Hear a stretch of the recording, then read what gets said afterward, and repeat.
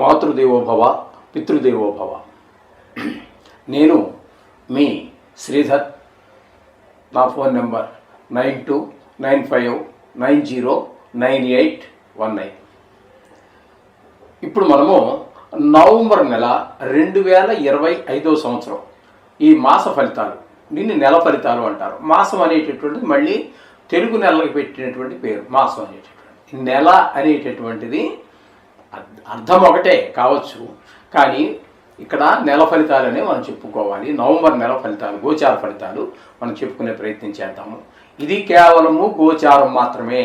మీకు ఎక్కువ గ్రహాలు అనుకూలంగా ఉన్నాయని చెప్పి సంబరపడాల్సిన పని లేదు, తక్కువ గ్రహాలు ప్రతికూలంగా ఉన్నాయని సంబరపడాల్సిన పని లేదు, ఎక్కువ గ్రహాలు దోషం ఉందని కంగారు పడాల్సిన పని ఏమీ లేదండి. ఇది కేవలం గోచారం, ఒక నెల ఫలితాలు మాత్రమే. ఇవి ఎప్పుడూ మారిపోతూనే ఉంటాయి. ఏ నెలకా నెల, ఏ వారానికి ఆ వారం అలా మారిపోతూనే ఉంటాయి మనం చెప్పుకునే దాన్ని బట్టి. దీని గురించి మీరు కంగారు పడక్కర్లేదు. దీన్ని ఏదో ఆధారం చేసుకుని బెంగపడిపోయి భయపడిపోయి అంత అవసరం లేదండి. పరిష్కారాలు ఉన్నాయి, అవి కూడా చెప్తాము. ఆ చిన్నదానికి చిన్న పరిష్కారాలు ఉంటాయి. మహాదశల్లోకి వాటిల్లోకి వెళ్ళి జాతకంలోకి వచ్చినప్పుడు అప్పుడు చేసేటువంటి పరిహారాలు వేరుగా ఉంటాయి. కాబట్టి దీని గురించి మీరు కంగారు పడక్కర్లేదు. అయితే మీ జాతకాన్ని పూర్తిగా నిర్దేశించడానికి గోచారము కొంత చాలా తక్కువ, ఒక 10% మాత్రమే, 100% మాత్రమే మీకు సహకరించగలదు. మిగతాదంతా మీ వ్యక్తిగతమైన జాతకం ద్వారానే తెలుస్తుంది. మీ జీవితం ఏ విధంగా నడవబోతోంది, ఆరోగ్యవంతంగానా, లేకపోతే విద్యావంతంగానా, లేకపోతే జ్ఞానవంతంగానా, లేకపోతే ఆర్థిక పరంగా ఎదుగుతారా, ఎంతవరకు బాగా ఇబ్బంది పడిపోతారా, మధ్యస్థంగా ఉంటుందా ఆదాయము, ఇవన్నీ కూడా కావాలి అంటే తప్పకుండా జాతకం రాయించుకుని తీరాలి నిష్ణాతులైనటువంటి వారి చేత. అప్పుడు మాత్రమే దానికి ఈ గోచార ఫలితాన్ని అనుసంధానం చేసుకోవాలి. దీనికి ప్రాముఖ్యత లేదని కాదండి, దీనికి ఉన్న ప్రాముఖ్యత దీనికి ఉంటుంది. ఆ జాతకానికి దీన్ని అనుసంధానం చేసుకుని చూసుకున్నట్టయితే అప్పుడు సరి అయినటువంటి ఫలితాలు వస్తాయి. అర్థమైంది కదండి. అందుచేత ప్రతివారు కూడా date of birth, time of birth, place of birth ఉన్నటువంటి వారు నిష్ణాతులైన వారి చేత రాయించుకోండి జాతకము. లేదా మీకు ఎవరు దొరకకపోతే మా దగ్గర కూడా ఆ సౌలభ్యత ఉన్నది, కాబట్టి దీన్ని కూడా మీరు ఉపయోగించుకోవచ్చు. అలాగే పరిహారాల విషయంలో కూడా అన్నిటికీ ఒకే రకమైనటువంటి పరిహారాలు అవసరం లేదండి. ఒక కుజుడికే ఉందనుకుందామండి, అది మనం మాస ఫలితాల్లో నెల ఫలితాల్లో కనుక ఉన్నది అనుకోండి, అది నెల రోజులే ఉంటుంది. దానికి ఒక రకమైనటువంటి అంత హార్డ్గా లేకపోతే కష్టంగా ఖర్చుతో కూడుకున్నటువంటి పరిహారం అవసరం లేదు ఏమండి. అదే మనకి జాతకరీత్యా కనుక కుజు మహాదశ ఏర్పడింది, లేదు కుజుడు సరి అయినటువంటి ప్రదేశంలో లేడు, ఇంకా ఆ మహాదశ గడవలేదు, రాబోయేదో పైన రాబోయేదే ఉంది. తద్వారా ఏ విషయాల్లో మనకి పెళ్లి విషయంలోనా, సంతానం విషయంలోనా, విద్య విషయంలోనా, గృహ విషయంలోనా ఏ విషయాల్లో అడ్డు తగులుతున్నది అనేటటువంటి విషయాన్ని బాగా చాలా లోతుగా ఆలోచించిన మీదట అక్కడ చేయవలసినటువంటి పరిష్కారాలు కొంచెం ఖర్చుతో కూడుకుని ఉంటాయి, లేదా మీరే చేసుకోవాల్సి వస్తే కష్టంతో కూడుకుని ఉంటాయి. కొన్ని మీరు చేయలేకపోవచ్చు, ఎందుకంటే వేదాలు అవన్నీ నేర్చుకుని ఆ మంత్రాలు చదవడం కష్టం కాబట్టి. ఆ విధమైనటువంటి పరిష్కారాలు కూడా మేము సులువైన పద్ధతిలో అప్పుడు ఉన్నటువంటి తీవ్రత ఉష్ణోగ్రత అంటూ ఉంటాం చూసారా. జ్వరం ఉష్ణోగ్రత ఎంత ఉంది, ఇప్పుడు వేసవకాలం వచ్చింది, వేసవకాలంలో ఎన్ని డిగ్రీలు ఉష్ణోగ్రత ఉందంటాం. ఉష్ణోగ్రత అనేది ఒక పదం కాదు, ఉగ్రత అంటే ఎక్కువ, దాని స్థాయిని బట్టి ఉంటుందన్నమాట. 100 డిగ్రీలు జ్వరం ఉన్నవాడికి పారాసిటమాల్ వేస్తే సరిపోతుంది. అదే 103, 104 వచ్చేసింది, ఒళ్ళు కాలిపోతుంది. ఎదురుగా ఉన్న నిన్ను కానీ, ఆయన భార్యను కానీ, వాడి తండ్రి గారిని కానీ, తల్లి కానీ ఎవరు గుర్తుపట్టలేకపోతున్నాడు 104 జ్వరం ఉంది. అప్పుడు ఆ పారాసిటమాల్తో పాటుగా మనకు యాంటీబయాటిక్ ట్యాబ్లెట్ కూడా ఇవ్వాలి.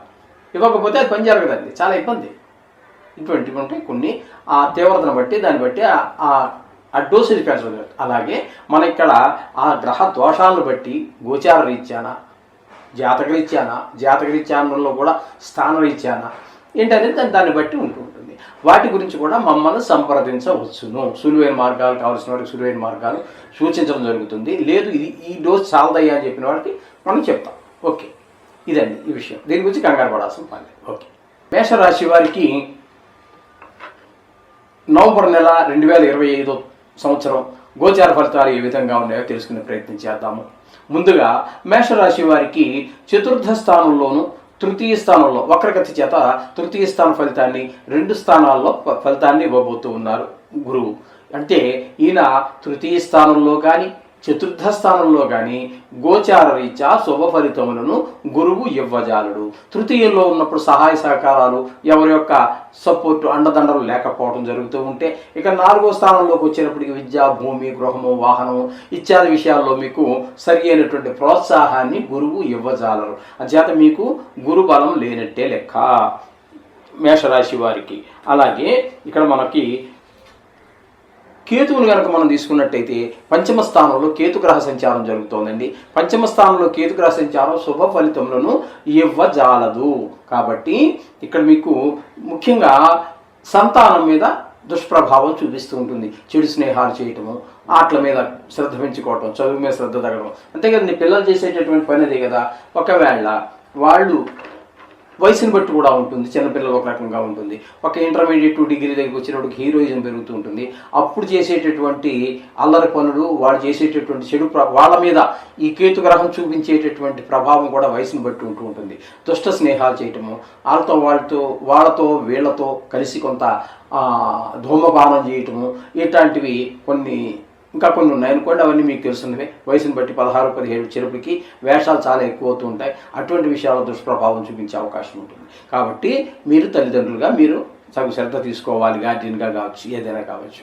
ఇకపోతే 6వ స్థానంలో శుక్రగ్రహం యొక్క సంచారం తీసుకున్నట్టయితే 6, 7, 8 స్థానాలలో శుక్రుని యొక్క సంచారం జరుగుతోందండి. 3 రాశుల్లో సంచారం జరుగుతోంది శుక్రుని యొక్క సంచారం.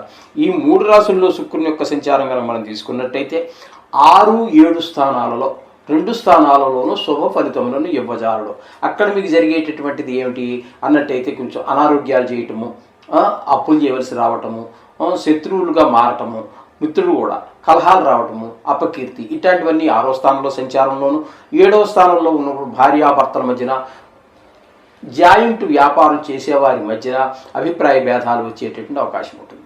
ఇక 8వ స్థానంలోకి వచ్చిన తర్వాత ఈ శుక్రుడు మీకు అనుకూలమైన ఫలితాలనే ఇస్తూ ఉన్నారు. 8వ స్థానంలో కేవలం 4 రోజులు మాత్రమే మీకు ఉన్నారు కాబట్టి అక్కడ నీకు ఇచ్చేటటువంటి ఫలితం ఏ విధంగా ఉంటుందంటే, మంచి రాజు గౌరవం, అంటే ఆఫీసులో పనిచేస్తున్నారు, అక్కడ మంచి గౌరవం రావటం, ఏదో బాస్ దగ్గర పనిచేస్తున్నారు, మీ బాసు మిమ్మల్ని మెచ్చుకోవటము, మీ యజమాని అయితే ఉన్నారు మిమ్మల్ని మెచ్చుకోవటం, అలాగే భార్యాభర్తల మధ్యన అన్యోన్యత పెరగటము, అలాగే ఇవన్నీ కూడా మంచి శుభవార్తలు వినటము, ఇట్లాంటివన్నీ కూడా జరుగుతూ ఉంటాయి. 8వ స్థానంలో శుక్రగ్రహం యొక్క సంచారం వల్ల కలిగేటటువంటి ఫలితములు ఈ విధంగా ఉంటాయి.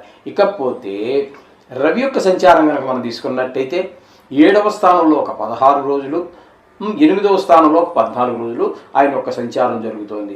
రవి యొక్క సంచారం 7వ స్థానంలో కానీ 8వ స్థానంలో కానీ శుభ ఫలితములు ఇవ్వజాలదు. అంటే నెల మొత్తము కూడా మీకు రవి శుభుడు కాదు. ఆరోగ్య విషయంలో కొంచెం దెబ్బతినవచ్చు, అప్పులు పుట్టకపోవచ్చు, రోగాలు రావచ్చు, అప్పులు చేయవలసి రావచ్చు, శత్రువులు పెరిగే అవకాశం ఉంటుంది 6వ స్థానంలో ఉన్నప్పుడు.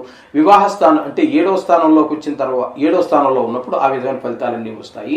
ఇకపోతే 8వ స్థానంలోకి వచ్చిన తర్వాత ఇక్కడ కూడా మీకు అనుకూలమైనటువంటి ఫలితాలు ఇవ్వడు కాబట్టి కొంతమందికి అంటే వాళ్ళ యజమాని దగ్గర మంచి పేరు ప్రతిష్టలు ఇదివరకు ఉన్నటువంటి పేరు ప్రతిష్టలు కూడా పోవటము, కొంతమందికి ఆయుర్దాయం మీద కూడా దెబ్బ పడటము, పెద్ద దుఃఖం కలగటము, ఇట్లాంటి ధన నష్టం జరగటము, అవమానాలు, అపఖ్యాతి, ఇట్లాంటివన్నీ కూడా 8వ స్థానంలో రవి యొక్క సంచారం 14 రోజులు, 14 రోజులు అట్లాగా 14 రోజులు ఇట్లాగా 2 రాశుల్లో సంచారం చేస్తున్నాడు.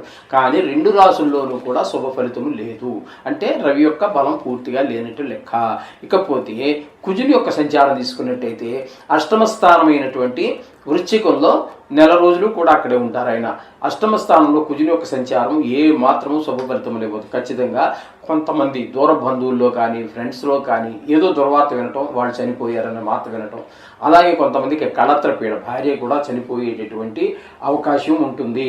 అలాగే పెద్ద దుఃఖం వచ్చేటటువంటి అవకాశం కూడా మీకు కనిపిస్తూ ఉంటుంది. అవమానాలు, అపఖ్యాతి, మనశ్శాంతి లేకపోవడం, ఇట్లాంటివన్నీ కూడా 8వ స్థానంలో కుజుడు యొక్క సంచారం వల్ల కలుగుతూ ఉంటాయి. అదే కాకుండా కొంచెం గాయాలు అయ్యేటటువంటి అవకాశం ఉంటుంది. వాహనాలు నడిపేటప్పుడు అటువంటి విషయాల్లో కూడా చాలా జాగ్రత్త తీసుకోవాలండి. ఏదో చిన్నపాటి దెబ్బలు తగిలితే పర్వాలేదు, గాయాలైతే పెద్ద గాయాలు అయ్యి ప్రాణం పోయేంత పరిస్థితులు కూడా వచ్చే అవకాశాలు 8వ స్థానంలో కుజుడు సంచారం అంత భయంకరంగా ఉంటుంది. కాబట్టి అది కూడా చూసుకోండి. ఇక బుధుని యొక్క సంచారం కనుక మనం తీసుకున్నట్టయితే ఆయన కూడా 7, 8 2 స్థానాల్లో వెనక్కి ముందుకి ట్విస్ట్ చేస్తూ ఉన్నాడు, ఆయన కదులుతూ ఉన్నాడు. అందుచేత ఇక్కడ ఈ బుధుడు ఇక్కడ అంటే 8వ స్థానంలో ఒక 9 రోజులు ఉంటాడు. తర్వాత మళ్ళీ వక్రగతి చేత వెనకనున్నటువంటి తులారాశి ఫలితాలు ఇస్తూ ఉన్నారు. ఆ తర్వాత మళ్ళీ వృశ్చికంలో ప్రవేశించడం జరుగుతోంది. ఈ విధంగా రకరకాలుగా 2-3 రకాలుగా మనకి ఇక్కడ ఫలితాలు చూపిస్తాయి. అయితే 2 రాశుల్లో చూపిస్తూ ఉన్నాడు. 7వ స్థానము, 8వ స్థానము, 2 స్థానాలు కూడా మనకి ఇక్కడ బుధుడు తీసుకున్నట్టయితే 2 కూడా అనుకూలమైన ఫలితాలే ఇస్తాడు. అర్థమవుతుంది కదా మీకు? మేషరాశి వారికి బుధుడు చాలా అనుకూలంగానే ఉన్నాడు. ఆయన ముందుకు తిరగనివ్వండి, వెనక్కి తిరగనివ్వండి, వక్రగతి చేత ముందుకు తిరగనివ్వండి, వెనక్కి తిరగనివ్వండి, ఏది ఏమైనప్పటికీ కూడా బుధుడు మాత్రం చాలా అనుకూలమైన ఫలితాలు ఇస్తూ ఉన్నాడు. ఈ విధమైన ఫలితాలన్నీ ఉన్నాయి. ఇకపోతే ఏకాదశ స్థానంలో రాహుగ్రహ సంచారం జరుగుతుంది. ఏకాదశ స్థానంలో రాహుగ్రహ సంచారము, అలాగే వ్యయస్థానంలో శనీశ్వర గ్రహ సంచారం జరుగుతోంది. ఆయన కూడా వక్ర మార్గం చేత మీకు 28వ తారీఖు వరకు ఆయన నవంబర్ 28 వరకు వక్ర మార్గం చేత మళ్ళీ ఆయన కూడా ఏకాదశ స్థానంలోనే సంచారం చేస్తున్నారు. అంటే ప్రస్తుతానికి మేషరాశి వారికి ఏలినాటి శని దోషం తొలగింది 28వ తారీఖు వరకు. తర్వాత 2 రోజులు చూపిస్తుంది. ఓకే, ఆ తర్వాత మొత్తం 2.5 సంవత్సరాల గదిలో ఉంటారు కదండి, ఆ రాశిలో ఆ ప్రభావం అంతా ఉంటుంది. ప్రస్తుతానికి మాత్రం ఇప్పుడు ఈ నవంబర్ నెలలో 28వ తారీఖు వరకు వారికి ఏలినాటి శని ప్రభావాన్ని చూపించడు. ఆయన కూడా ఏకాదశిలోకి వస్తున్నాడు. కాబట్టి రాహువు, కేతువు ఇద్దరు పోటీ పడి లాభస్థానంలో ఉన్న కారణంగా మీకు చాలా అనుకూలమైనటువంటి ఫలితాన్ని సహజంగా వారిద్దరూ కూడా నైసర్గికంగా వారిద్దరూ కూడా కొంచెం దుష్ట స్వభావం కలిగినటువంటి వారు. ఇద్దరు మీకు ఏకాదశ స్థానంలో ఉన్న కారణంగా వారిద్దరూ కూడా చాలా చాలా చాలా ఉపయోగకరమైనటువంటి ఫలితాల్ని మీకు కలగజేస్తూ ఉన్నారు. అందుచేత మీకు శని, రాహువు కూడా అనుకూలంగా ఉన్నారు. ఇప్పుడు మేషరాశి వారికి మనం చెప్పాలి అన్నట్టయితే బుధుడు చాలా అనుకూలంగా ఉన్నాడు, శుక్రుడు కొద్ది రోజులు అనుకూలంగా ఉన్నాడు, శని, రాహువు అనుకూలంగా ఉన్నారు. అందుచేత ఇక్కడ మనకి చాలా గ్రహాలు 3 గ్రహాల యొక్క అనుకూలత బాగున్నది. కాబట్టి మిగతా గ్రహాల యొక్క అనుకూలత చాలా తక్కువగా ఉన్నది. కాబట్టి ఏది ఏమైనా మనం నిత్యము భోజనం చేస్తాం కదండి. అరే నిన్న చేశాం కదా, ఈ వేళ చేయమని అనుకోం కదా. ఒకవేళ ఒక పొద్దు అంటే ఒక పూట ఏకభుక్తం అంటారు సంస్కృతంలో. అలాంటి చేయవలసి వచ్చినప్పుడు కూడా నక్షత్రం చూశాక భోజనం చేస్తూ ఉంటాం కదా. అంటే కొన్ని రోజుల్లో పూర్తిగా ఉపవాసం అంటే 24 గంటలు కూడా పూర్తిగా ఉపవాసం ఉంటాయి, అది కాదట్లేదు. కానీ అదేవిధంగా మనం మనకి ఈ నవగ్రహాలకు సంబంధించినటువంటి జపాన్ని ఆయన మీకు శుభాన్ని కలగజేయచ్చు, ఏ గ్రహమైనా అశుభాన్ని కలగజేయచ్చు కాక. ఏమైనప్పటికీ కూడా మనం భోజనం ఎంత ఖచ్చితంగా చేస్తామో అంత ఖచ్చితంగా ప్రతిరోజు నవగ్రహాలను తప్పకుండా స్మరించుకోండి, పూజించుకోండి. వీలైనంత ఎక్కువసేపు, లేకపోతే తక్కువసేపు, సమయాన్ని బట్టి మీరు ఖచ్చితంగా వాటిని విడిచే ప్రసక్తే లేదండి, విడవకూడదు. ఎందుకంటే ప్రతి క్షణము కూడా మనం నడిపించేవే. జీవానాం కర్మఫలదం నవగ్రహ రూపేణ జనార్దన. ఇక్కడ మనకు రాసినటువంటి ఏదైతే ఉందో భగవంతుడు దాన్ని నడిపించేవి నవగ్రహ రూపాల్లో ఉండి నడిపించేవాడు ఆ మహావిష్ణువే. కాబట్టి తప్పకుండా ప్రతిరోజు ఇది మళ్ళీ చెబుతూనే ఉంటాను, మీరు వింటూనే ఉండండి. ఇది బోరుగా మాత్రం ఫీల్ అవ్వకండి. బోరుగా ఫీల్ అయ్యారంటే మీరు ఉపవాసం ఉన్నట్టే లెక్క. ఉపవాసం ఉంటే ఎంత నీరసంగా ఉంటామండి, దేవుడి మీద నిలబడదు. దేవుడు వంకన మనం నీరసంగా తెచ్చుకోవడం తప్పితే భోజనం చేసి దేవుడిని ప్రార్థించవచ్చు కొంతమంది సూత్రం ప్రకారంగా, కొంతమంది పెద్దలు చెప్పిన ప్రకారం కాకపోవచ్చు. మనకి ఈనాటి శరీర కాలంలో మన శరీర దారుఢ్యాన్ని బట్టి మనకి అంత కఠినమైనటువంటి అవసరం లేదు. ఈ విధంగా 2-3 నిమిషాలైనా సరే మనసు లగ్నం పెట్టి దేవుణ్ణి ప్రార్థించండి, సకల శుభాలు చేకూరుతాయి. శుభం భూయాత్.